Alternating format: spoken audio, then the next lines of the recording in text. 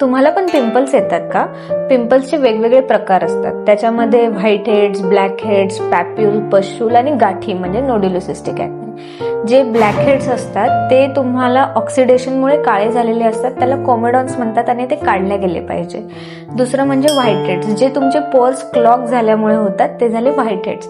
हे सुद्धा तुम्हाला काढता येतील किंवा ते ओपन अप होण्यासाठी ट्रीटमेंट घेता येईल.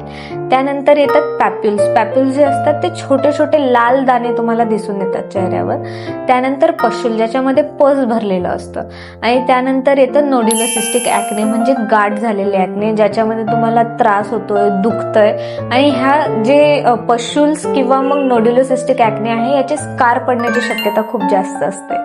प्रत्येक ॲक्ने सेम नाही आणि प्रत्येक ॲक्नेची ट्रीटमेंट सुद्धा सेम नाहीये. डर्मॅटॉलॉजिस्टकडे जाऊन ट्रीटमेंट नक्की घ्या यासाठी.